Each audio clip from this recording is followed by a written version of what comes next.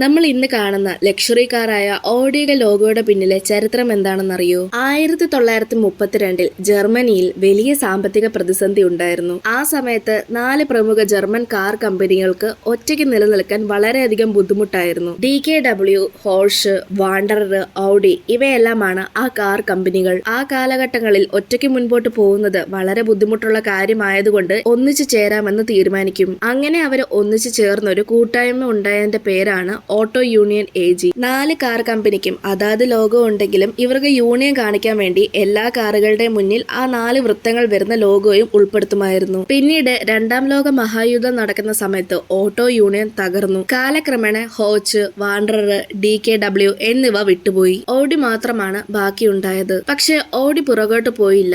1960കളിൽ Audi വീണ്ടും ഉയർന്നു. 1985 auto union എന്ന പേര് മാറ്റി പുതിയ പേരായി. അതായിരുന്നു ഓഡി AG. ഇന്ന് ഓഡിയുടെ ലോഗോ കണ്ടു കഴിഞ്ഞാൽ 4 വൃത്തങ്ങളുള്ള ഒരു ഡിസൈൻ ആണല്ലോ എന്ന് നമുക്ക് തോന്നിയേക്കാം. പക്ഷെ അതൊരു സ്നേഹത്തിന്റെയും ഐക്യത്തിന്റെയും ചിഹ്നമാണ്. ഇതൊരു കാർ കമ്പനിയുടെ കഥയല്ല, മറിച്ച് ഒരു വലിയ കൂട്ടുകെട്ടിന്റെ കഥ കൂടിയാണ്. ഓഡിയിലെ നിങ്ങൾക്ക് ഏറ്റവും ഇഷ്ടമുള്ള കാർ ഏതാണെന്ന് കമന്റ് ചെയ്യ്. ഇതുപോലെയുള്ള കൂടുതൽ വീഡിയോയ്ക്കായി ചാനൽ സബ്സ്ക്രൈബ് ചെയ്യാനും ഇൻസ്റ്റഗ്രാം ഫോളോ ചെയ്യാനും മറക്കല്ല്.